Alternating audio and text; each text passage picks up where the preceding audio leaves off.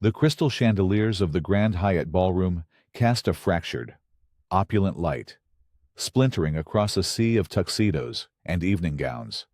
The air, thick with the scent of expensive perfume and filet mignon, buzzed with the forced laughter and hushed deal-making of the annual Aviation Industry Excellence Awards. On stage, bathed in the warm glow of a single spotlight, Dr. Jonathan Hayes felt a profound sense of dislocation. The Lifetime Achievement Award for Aviation Safety felt impossibly heavy in his hands, a polished block of crystal that was cold to the touch. He was a man of quiet offices and sterile FAA inspection hangars, a man who found comfort in the predictable logic of checklists and safety protocols. This world of performative praise and public accolades was not his. And the man presenting him with the award, the man whose hand he had just been forced to shake, was the architect of his unease. Michael Davidson, CEO of Pinnacle Airways, was an industry titan, a charismatic demigod carved from a block of raw ambition and media-savvy charm. His smile could launch stock prices, and his speeches could soothe the most agitated investors. Tonight, that smile was a weapon aimed directly at Jonathan. "Dr. Jonathan Hayes," Davidson began, his voice a smooth, resonant baritone that filled the cavernous ballroom. The audience, a mix of CEOs, pilots, engineers, and regulators, leaned in.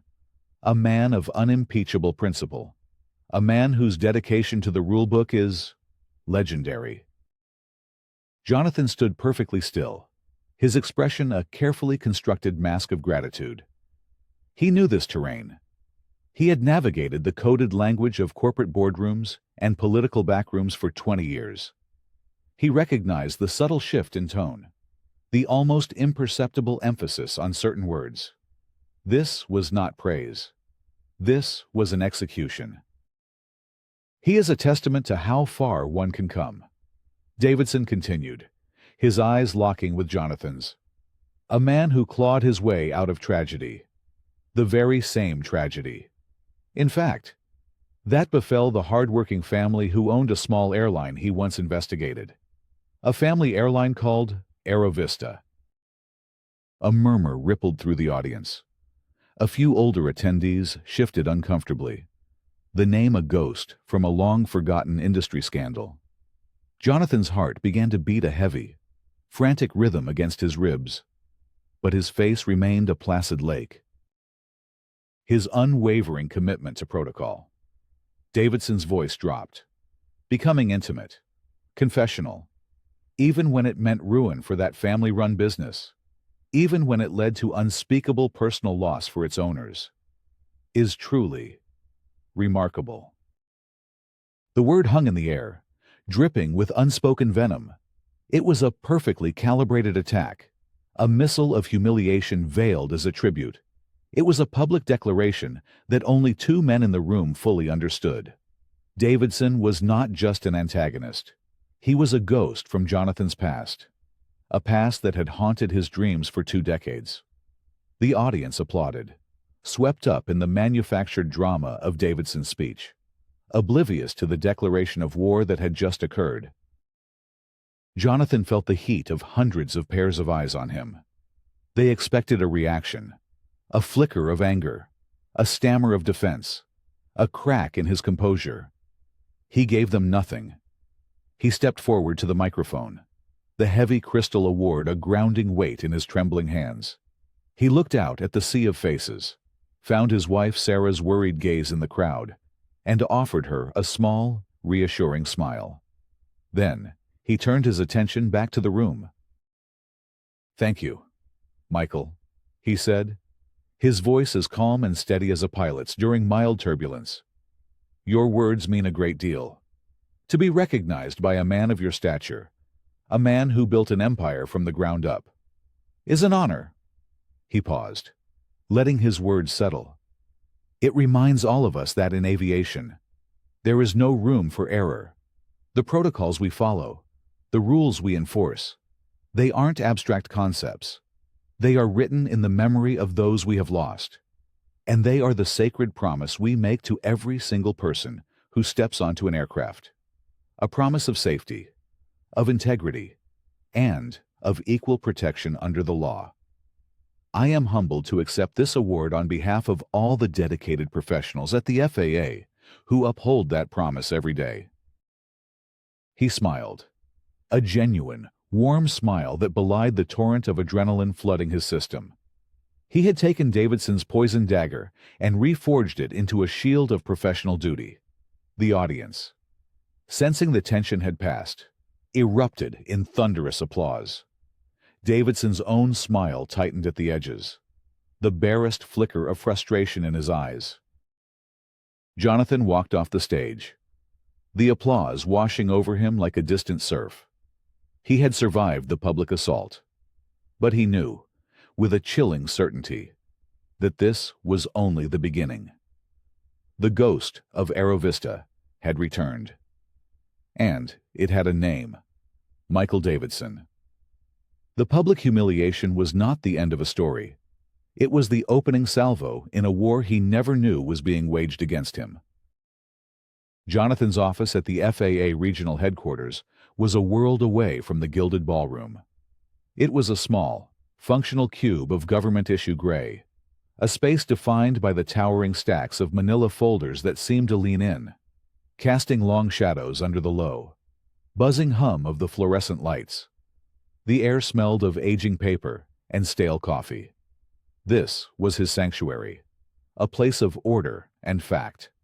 A worn Inspector of the Year plaque from 2008 hung slightly crooked on the wall, a relic from a younger, more idealistic version of himself. For the past 3 months, one file had dominated his desk, its bulk growing with each passing week: Pinnacle Airways preliminary complaint analysis. Inside was a disturbing mosaic of passenger experiences, a pattern of systemic bias that made his stomach churn. He'd seen it before. The quiet, insidious rot that could eat away at an airline's culture long before it manifested as a catastrophic safety failure. Discrimination and a disregard for safety often grew from the same poisoned soil of corporate arrogance. His assistant, Maria, a sharp, no-nonsense woman who had worked with him for a decade, entered with a fresh mug of coffee. The preliminary report on Pinnacle's maintenance logs is ready for your signature. John, should I file it with HQ? Jonathan held up a highlighted summary sheet from the complaint file. Not yet. Maria, look at this. He tapped the paper. 47 discrimination complaints in 18 months, all following identical patterns. Black passengers questioned about the authenticity of their first-class tickets. Hispanic families relocated for operational reasons from premium seats. Muslim travelers subjected to random additional screenings that somehow never seemed to happen to white passengers traveling on the same flights. It's ugly, Maria agreed, adjusting her glasses. But HQ will say it's a customer service issue, not a safety one. It's a culture issue, Jonathan countered, his voice low and intense. A culture of cutting corners, of deciding who is and who isn't worthy of respect, of following the rules. It's the same mindset that leads to fudged maintenance logs and pencil-whipped inspections. It's the same mindset that brought down Aero Vista.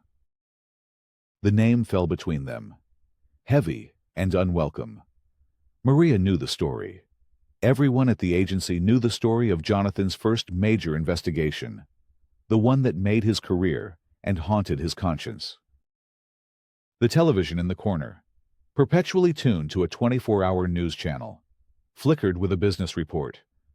Michael Davidson's face filled the screen, his charismatic smile beaming as the anchor announced Pinnacle's record quarterly earnings. Pinnacle's stock was soaring. They were the darlings of Wall Street, a success story built on aggressive expansion and ruthless efficiency. That night, at home, the unease followed him. His house was a comfortable suburban split-level, a place filled with the warmth of his 16-year marriage to Sarah. a high school history teacher, and the vibrant energy of their 15-year-old daughter, Maya. Over dinner, Sarah watched him, her expression laced with the familiar worry she'd worn like a shawl for 2 decades. "You're thinking about that awards dinner, aren't you?" she asked softly. He nodded, pushing pasta around his plate. "What Davidson said. It wasn't just a dig, Sarah. It was a threat." "He's the son," she stated. Not a question. She knew the details of the Aerovista case as well as he did. The one who was a teenager when it happened. "He is," Jonathan confirmed. "He built an entire airline, a global empire. And I think he did it all for this. For a chance to ruin me." Maya looked up from her phone, her brow furrowed. "Ruin you, Dad. You're a hero. You exposed dangerous airlines." Jonathan managed a weak smile. "To some people. Maya, exposing the truth looks a lot like destruction." He thought of the file on his desk. The 47 complaints. This was bigger than a personal vendetta. Davidson wasn't just coming for him. He was building his empire on the same foundation of disregard that had destroyed his own family. A chilling thought solidified in his mind. Davidson hadn't learned from his family's tragedy. He had perfected its methods. A few days later, Jonathan received an anonymous email. It was a single line of text, "Project Ascent. Ask about it." The sender's address was a string of encrypted gibberish. He spent the next 48 hours pulling strings, calling in old favors with contacts in the tech sector. Finally, a name came back: Elena Torres, a mid-level data analyst in Pinnacle's operations department. He found her on a professional networking site and sent a carefully worded, discreet message. He met her in a noisy, anonymous coffee shop halfway between their respective offices. Elena was young, probably in her late 20s, with bright, intelligent eyes that were shadowed by fear. "They're building it," she whispered, her hands trembling around her latte. "Project Ascent. It's an algorithmic customer management system. It uses demographic data, social media profiles, even credit scores, to assign a value score to each passenger. It's designed to flag individuals who are deemed a poor brand fit for the premium cabins." "A poor brand fit," Jonathan repeated, the euphemism making his skin crawl. "You know what it means," Elena said, her gaze unwavering. "It's a digital redlining system for the skies. It's designed to institutionalize the very bias you're investigating. They're beta testing it now. If it works, they plan to sell the software to other airlines. It's not just about their planes. It's about creating a new industry standard." The pieces clicked into place. The complaints, Davidson's personal history, the relentless pursuit of profit. This was the end game. A system that would make discrimination not just a policy, but a product. The ghost of Aerovista loomed large in his mind, an airline grounded for cutting corners on maintenance to save a few $1,000s. Now, Davidson was cutting corners on human dignity for millions. Jonathan knew he couldn't fight this through official channels alone. Davidson would bury him in bureaucracy and political maneuvering. He had to go deeper. He had to get inside. He looked at Elena, seeing the risk she was taking. "Why are you telling me this?" "My parents immigrated here from Colombia," she said, her voice gaining strength. "They saved for 10 years to fly back to see their family. They were treated like criminals at the airport because of their accents. I know what this kind of humiliation does to people. I won't be a part of building a machine that does it on a global scale." Jonathan felt a surge of respect. "I need proof. Elena, hard evidence of the algorithm, training materials, internal memos." "It won't be easy," she warned. "Everything is firewalled, but I'll see what I can do." As Jonathan left the coffee shop, his path was set. This was no longer just an investigation. It was a moral imperative. He was not just fighting for 47 complainants or for the integrity of his agency. He was fighting the ghost of a past tragedy, a ghost that was now threatening to cast its shadow over the entire industry. He had to stop Michael Davidson, not just for revenge, but to prevent history from repeating itself on a terrifying, automated scale. Jonathan's first official move was a formal, by-the-book request for documents related to Pinnacle's passenger management software and crew training protocols. It was the procedural equivalent of knocking politely on the front door. The response was a door slammed in his face. Pinnacle's legal team, a high-priced phalanx from a prestigious D.C. firm, returned a mountain of paper, all of it irrelevant, heavily redacted, or buried in impenetrable legalese. It was a masterclass in malicious compliance. They had fulfilled the letter of his request, while completely violating its spirit. Simultaneously, the whispers started. Jonathan's boss, Robert Stone, a career bureaucrat whose primary skill was political survival, called him into his office. The blinds were drawn, a sign of a conversation not meant for public consumption. "John, I'm getting calls," Stone began, avoiding eye contact as he straightened a stack of perfectly aligned papers on his desk. "From Capitol Hill, from the secretary's office. They're saying you have a vendetta against Davidson, that this is personal." "It's not personal, Robert. It's procedural," Jonathan said, keeping his voice even. "Pinnacle has a documented pattern of discrimination complaints, and their response to my inquiry was obstructionist. That's a red flag." "The Aero Vista investigation is being brought up," Stone continued, finally looking at him.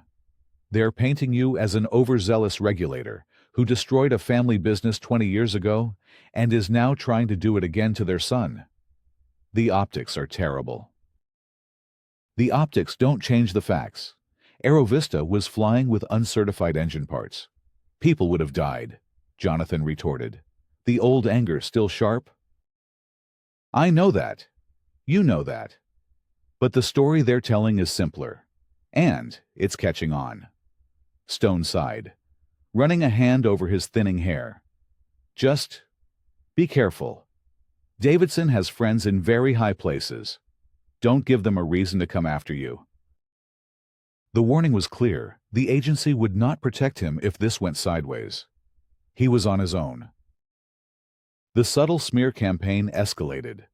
Anonymous comments began appearing on aviation industry forums, questioning Jonathan's inspection record, hinting at a history of bias against smaller, non-union airlines. An old resolved complaint from a disgruntled mechanic 10 years prior was suddenly resurrected and leaked to a conservative blog. It was a war of 1,000 paper cuts, designed to bleed his credibility dry. He knew he couldn't win this fight from his desk. He needed a different kind of ally, someone who operated outside the official channels, someone who understood the new battleground of public opinion. His search led him to Amelia Vance. Amelia was a 20-something investigative journalist who ran a viral blog called The Cockpit Confidential. She was a digital native, fluent in the languages of social media, data journalism, and viral outrage. She had made a name for herself by breaking stories the mainstream media missed, armed with an iPhone and an unshakable belief that sunlight was the best disinfectant. They met in a dimly lit bar, a neutral territory far from the polished corridors of power. Jonathan laid out the basics, carefully omitting Elena's identity. "Pinnacle isn't just discriminatory," he explained. "They're trying to build a system to automate it, to sell it. This is a story about the future of civil rights in a digital age." Amelia listened intently, her fingers flying across the screen of her phone, fact-checking him in real time. "Your FAA," she said. Her eyes narrowed. "Why come to me? Why not use your own power?" Because my power is being neutralized, Jonathan admitted. They're walling me off with lawyers and lobbyists. They're attacking my reputation. Your power is different. You can take this story directly to the people. They can't redact a viral video. Amelia leaned back, a slow, determined smile spreading across her face. A corrupt airline CEO, a secret discrimination algorithm, and a government whistleblower. Dr. Hayes, you've just handed me the story of the year. What do you need me to do? While Amelia began to dig from the outside, Elena worked from within. Her clandestine emails arrived in Jonathan's encrypted inbox in the dead of night. A snippet of code from Project Ascent. An internal PowerPoint presentation on optimizing the premium cabin experience. Filled with coded language about demographic alignment. Each piece was a breadcrumb, leading him deeper into the maze of Pinnacle's corporate conspiracy. The harassment, when it began, was designed to feel random. A single brick thrown through their living room window in the middle of the night. A note tied around it, reading FAA traitor. The police report was filed, but Jonathan knew it was no ordinary act of vandalism. It was a message. Then came the online attacks. Vicious, coordinated trolling aimed at his family. Maya's social media accounts were flooded with hateful comments. Doctored photos of her appeared online. Someone posted their home address and Sarah's school schedule on a far-right forum. The fear was a cold, constant presence in their home. Sarah began varying her route to work. Maya stopped walking home from school. The alarm system Jonathan had installed chirped at every passing shadow. "This is my fault," he said to Sarah one night, the weight of his choices pressing down on him. "I brought this into our home. I put you and Maya in danger." Sarah took his hand, her grip firm, her gaze resolute. "No, John.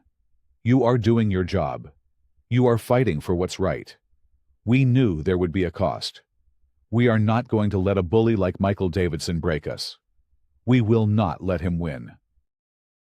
Her strength fortified him. But as he pieced together the evidence from Elena and plotted strategy with Amelia, a chilling thought began to take root. The sophistication of the attacks, the depth of the opposition, the sheer personal venom. It felt like more than just a corporation protecting its profits. It felt like a crusade. The breakthrough came from an old, archived box of files from the Aerovista investigation that he had stored in his garage. He stayed up late, sifting through 20-year-old documents, the smell of dust and decaying paper filling the air.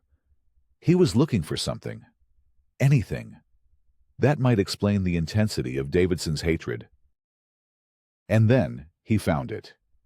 Tucked inside a folder of family statements was a small, grainy photograph of the Aerovista owners, Christopher and Maria Davidson, standing proudly in front of their single leased aircraft.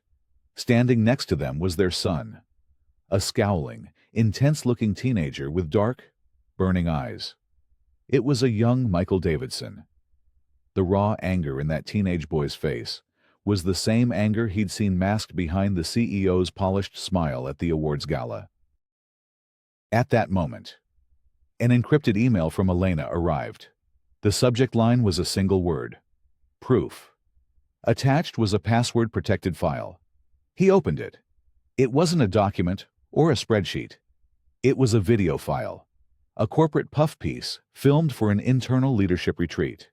It was a biographical video about Michael Davidson, the self-made man, the visionary leader. The video opened with shots of Pinnacle's gleaming fleet, then transitioned to an interview with Davidson in his sprawling office.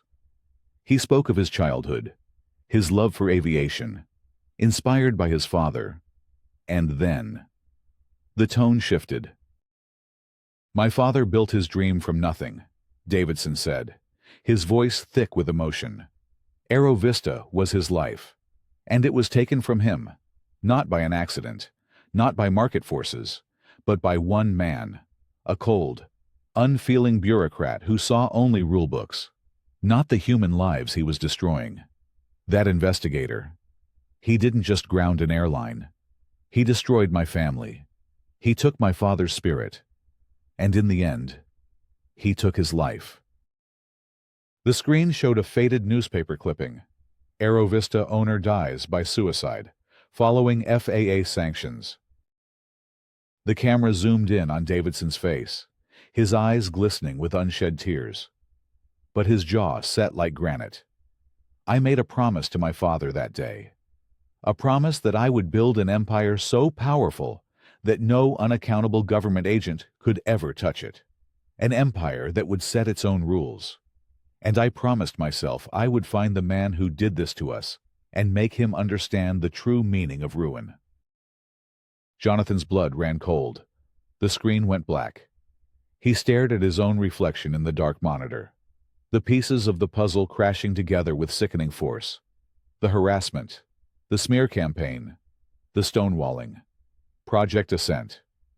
It was all part of a single, overarching plan. This was not a business dispute. It was a meticulously crafted, 20-year revenge plot. Michael Davidson hadn't just built an airline to make money. He had built it as a weapon, and it had been aimed at Jonathan Hayes from the very beginning. The revelation that Davidson's entire enterprise was a long-con revenge plot changed the very nature of the conflict. Jonathan was no longer just an investigator uncovering corporate malfeasance. He was the designated target in a deeply personal war. Every move Davidson made, every public statement, every stock purchase, had been a step in a grand, twisted strategy to orchestrate Jonathan's destruction. The knowledge was both terrifying and clarifying. It explained the ferocity of the attacks and the depth of Davidson's influence. He wasn't just protecting a company. He was protecting his life's work of vengeance. Davidson escalated his campaign, shifting from covert harassment to a full frontal assault on Jonathan's career. He leveraged his immense political capital. A friendly senator on the Commerce Committee publicly called for an investigation into FAA overreach, specifically citing Jonathan's history of aggressive tactics against small businesses. The story was picked up by a major cable news network, which ran a segment painting Jonathan as a rogue agent with a personal vendetta against successful entrepreneurs. The pressure inside the FAA became unbearable. Robert Stone called him in again. This time, the blinds were open, the door ajar. It was an official meeting. "John, my hands are tied," Stone said, his face pale. "There's a formal inquiry being launched by the Inspector General's office into your handling of the Pinnacle case. Until it's concluded, I have to place you on administrative leave, effective immediately." The words hit Jonathan like a physical blow. Suspended. His badge, his credentials, his access to the agency's resources all gone. He was being sidelined, cut off from the very investigation he had initiated. He was a general being relieved of his command in the middle of a battle. "This is Davidson's doing," Jonathan said, his voice dangerously quiet. "It doesn't matter whose doing it is," Stone replied, shuffling papers, unable to meet his gaze. "It's happening. Turn in your badge and access card to security. John, I'm sorry." As Jonathan cleaned out his desk, packing 20 years of service into a single cardboard box, he felt a profound sense of isolation. His colleagues averted their eyes, whispering as he passed. He was now a pariah within the institution he had dedicated his life to. The next blow fell just hours later. He got a frantic, tearful call from Elena. "They know," she choked out. "They know it was me. Security is escorting me out of the building. They wiped my computer, my phone, everything. John, I'm so sorry." "It's not your fault." "Elena," he said, his own voice strained. "Are you safe?" "I think so. They had me sign a non-disclosure agreement thicker than a phone book. They threaten to ruin me if I ever speak about this to anyone. Be careful. John. They're coming for everything." The line went dead. His inside source was gone. The crucial evidence she had been collecting was likely destroyed. He was isolated, disarmed, and officially discredited. The final, most chilling move came a few days later. Sarah was at a local charity gala for the school district. Jonathan had stayed home with Maya, who was still shaken by the online harassment. His phone rang. It was Sarah, her voice a strained whisper. "John, he's here. Michael Davidson." "What, why?" "He's a major donor to the school foundation. He just came over to our table to introduce himself." There was a pause. Jonathan could hear the clinking of glasses and polite chatter in the background. "He's walking this way again. John. He's smiling at me." Jonathan's heart hammered in his chest. "Sarah, get out of there. Right now." "I can't just run out. I'm with the principal." Her voice was tight with forced composure. "He's coming over. He's talking to me." Jonathan could hear Davidson's smooth baritone in the background, a predatory murmur. He strained to hear the words. "Such a wonderful cause. Children are our future, aren't they? Mrs. Hayes, we must do everything in our power to protect them, to ensure they have a safe, stable environment to grow up in. You have a daughter, don't you, Maya? Is it such a lovely name?"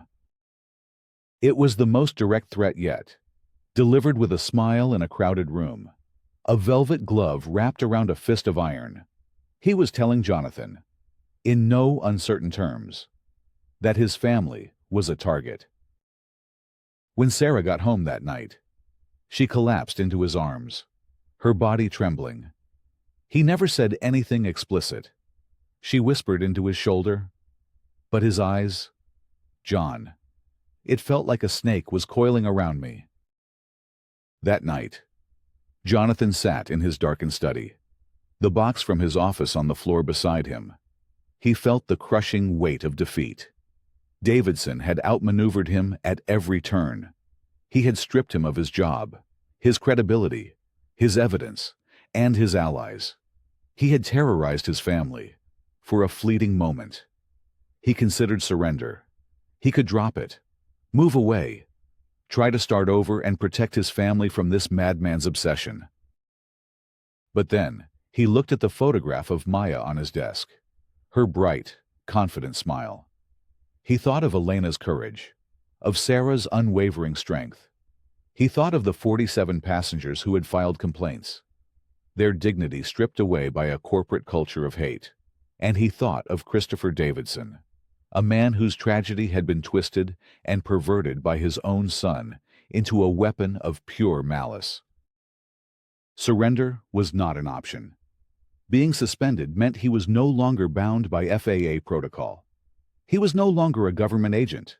He was a private citizen, a whistleblower. And he had one ally left who operated by a different set of rules. He picked up his phone and called Amelia Vance. "Amelia," he said, his voice raw with a new, cold resolve. "They've suspended me. They've silenced my source. They've threatened my family." There was a pause on the other end of the line. Then, Amelia's voice came back, sharp and clear. "Good. Now the gloves can come off. They think they've isolated you. They have no idea they've just unleashed you. I've found something. John. Something big. The Congressional Committee is holding hearings on transportation safety next month. I have a source on the committee staff. They're looking for a star witness." A new path opened up before him.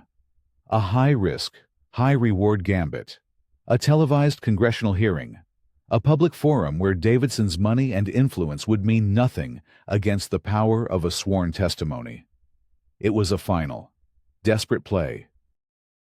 "Get me on that witness list." "Amelia," Jonathan said.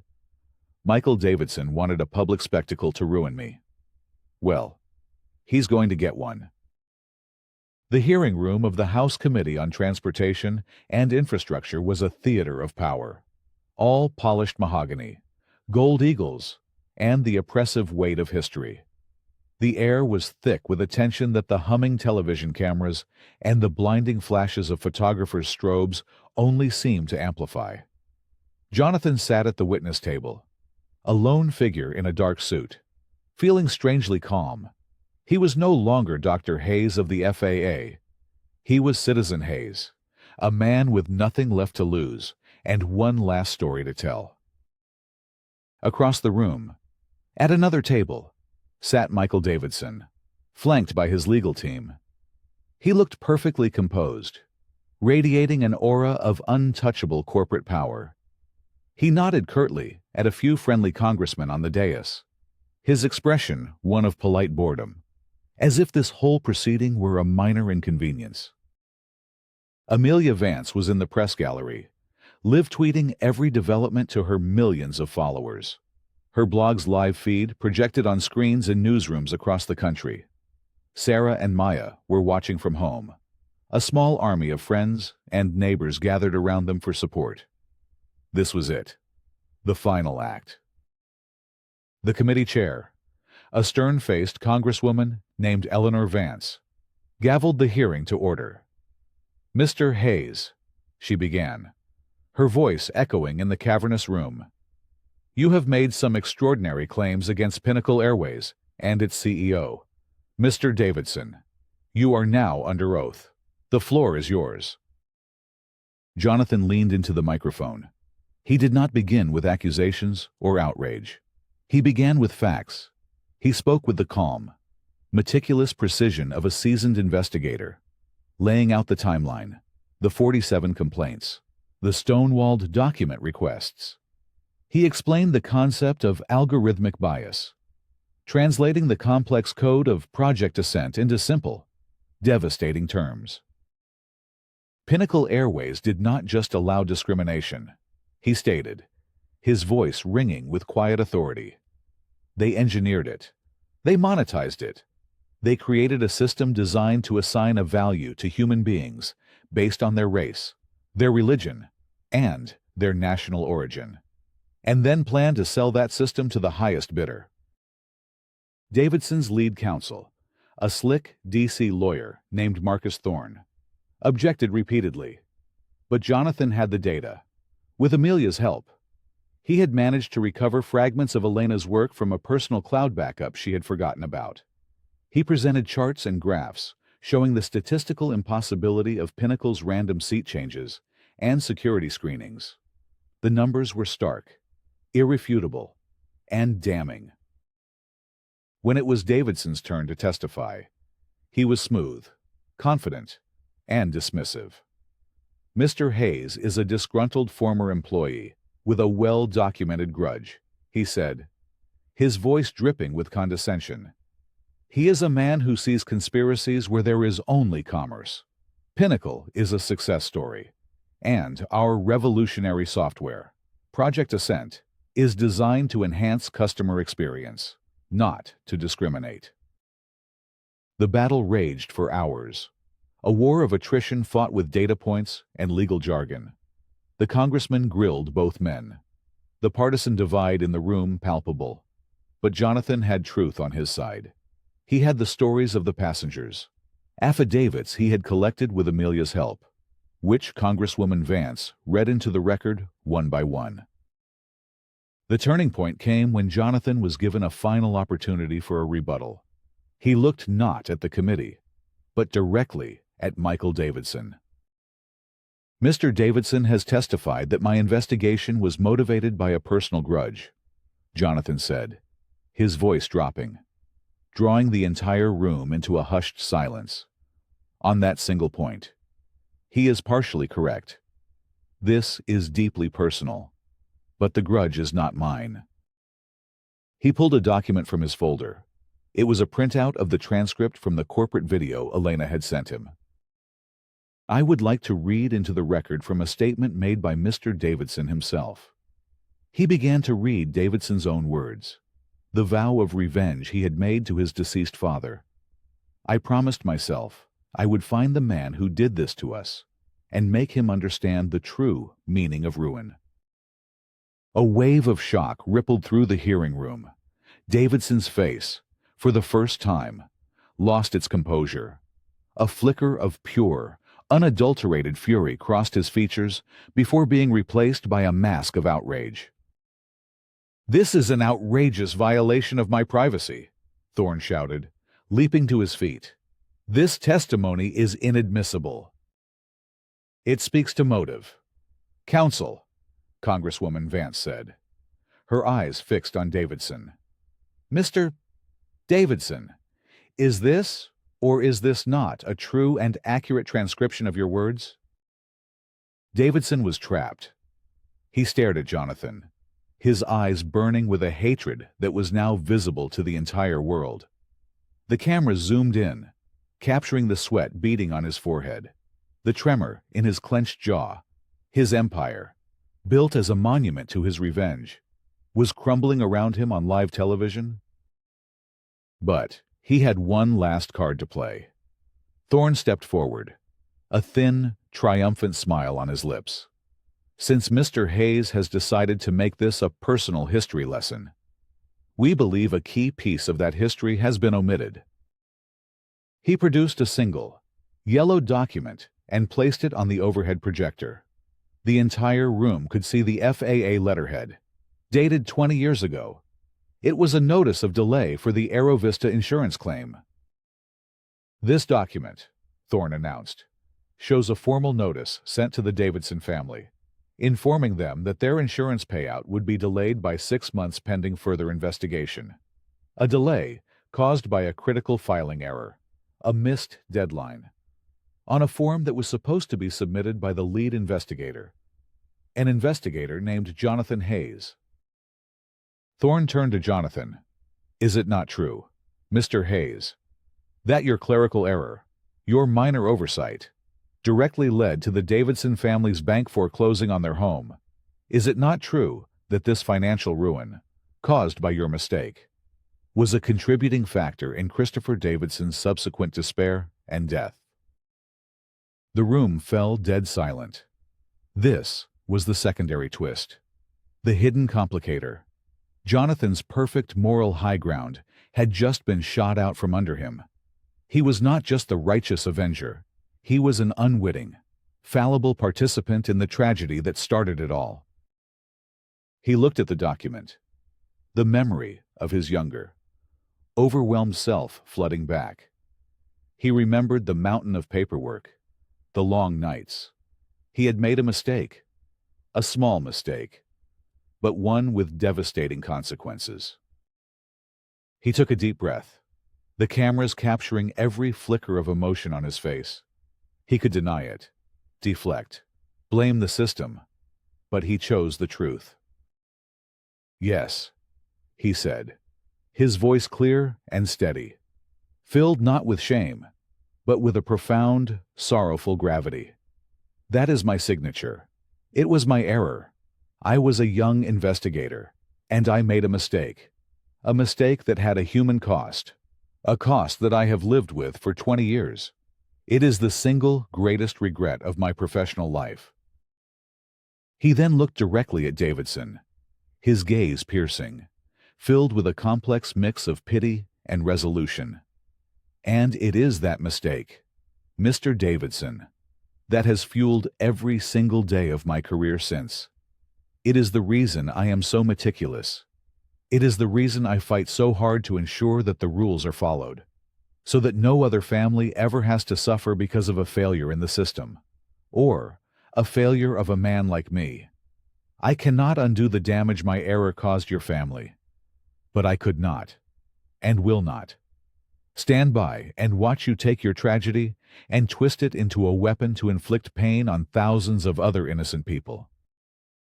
His confession, his acceptance of his own fallibility, was more powerful than any denial. He had not only exposed Davidson's villainy, he had owned his own part in the story, transforming his past failure into the very source of his present strength. In that moment, the battle was over. Davidson sat stunned, his final attack rendered meaningless. He had been defeated, not by a perfect hero, but by a flawed, honest man. The flash of cameras was blinding. The aftermath was a corporate avalanche. The congressional hearing became the lead story on every news network in the world. Viral clips of Jonathan's confession and Davidson's crumbling composure played on a continuous loop. The hashtag #JacquesFallofPinnacle trended globally. Within 24 hours, Pinnacle Airways stock was worthless. The board of directors resigned en masse. Michael Davidson was arrested by federal agents on charges of perjury, obstruction of justice, and conspiracy. The image of him being led away in handcuffs, his face a mask of disbelief and defeated rage, was splashed across every front page. Pinnacle Airways, the empire built on revenge, filed for bankruptcy a week later, its fleet grounded, its gates shuttered. Jonathan was reinstated at the FAA with a public apology from the Secretary of Transportation. He was hailed as a hero, a modern-day David who had slain a corporate Goliath. But the victory felt hollow, heavy with the ghosts of the past. He returned home not to a celebration, but to the quiet, comforting embrace of his family. That evening, sitting in the living room with Sarah, the television finally turned off. He felt the full weight of the past 2 decades settle upon him. He was right. In a way, Jonathan said softly, staring into the middle distance.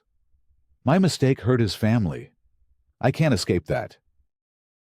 Sarah moved closer, taking his hand. Your mistake was human. John, what he did with his pain, that was a choice. He chose to build a monument to his own hatred. You chose to build a career dedicated to protecting people. You are not the same.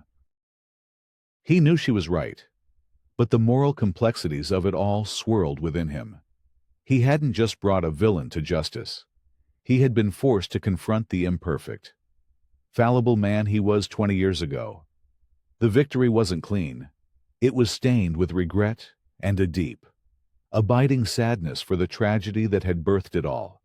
He had won the war, but he realized that true resolution required more than just the defeat of his enemy. It required a form of peace, a way to heal the original wound. In the following weeks, as the legal fallout from Pinnacle's collapse continued, Jonathan wrestled with this feeling. He had been awarded a significant settlement in his civil suit against the now-defunct airline for the harassment campaign. The money sat in his bank account, feeling less like a prize and more like blood money. He knew he couldn't keep it. It had to be used for something more. He thought of Christopher Davidson, the owner of Aerovista, a man who loved aviation but was crushed by a system he couldn't navigate. He thought of all the small, family-run airlines struggling to keep up with the crushing weight of safety compliance. The very airlines that men like Michael Davidson preyed upon or crushed. An idea began to form, an act not of victory or revenge, but of atonement and rebirth. 6 months later, Jonathan stood at a podium once again. This time, it was not a gilded ballroom or a hostile hearing room, but the bustling atrium of a community college aviation program. The crowd was a mix of aspiring pilots and mechanics, small airline owners, journalists, and his family. Amelia Vance stood at the side, smiling, her camera recording not for a scandalous exposé, but for a story of hope. Today, we are here to launch a new beginning, Jonathan announced, his voice steady and clear. He was no longer just an FAA inspector. He was something more, a man who had walked through fire and emerged with a new purpose. Revenge is a cycle that only creates more pain. Accountability is about stopping that cycle and building something better in its place. He gestured to a large banner behind him. It read, "The Christopher Davidson Aviation Safety Foundation." This foundation, funded by the settlement from my lawsuit, is named for a man whose love of flying was overshadowed by tragedy. Jonathan explained, "It will have two primary missions. First, to provide scholarships for underprivileged students entering the aviation industry, ensuring that the future of our skies is diverse, inclusive, and bright. Second, it will provide grants and pro bono consulting to small, family-owned airlines to help them meet and exceed federal safety compliance standards, so that no other small business has to choose between safety and survival." It was a powerful, symbolic act. He had taken the engine of his enemy's hatred and repurposed it into a vehicle for healing and opportunity. He had broken the cycle of revenge, choosing empowerment not just for himself, but for the entire industry he served. He was using his restored power to mend the very wound that had started the decades-long conflict. After the press conference, as he was mobbed by well-wishers, a courier delivered a simple, hand-addressed envelope to him. He opened it in a quiet corner, away from the crowd. Inside was a letter, written on elegant stationery. "Dear Dr. Hayes, my name is Catherine Dubois. I was born Catherine Davidson. I am Michael's sister. I have followed the news of the past few months with a heavy heart, but also with a profound sense of relief. I wanted to thank you. You did not destroy my family, my brother's obsession with the past, his twisting of our father's memory into a justification for cruelty. That is what destroyed our family. Years ago, what you did was expose the truth.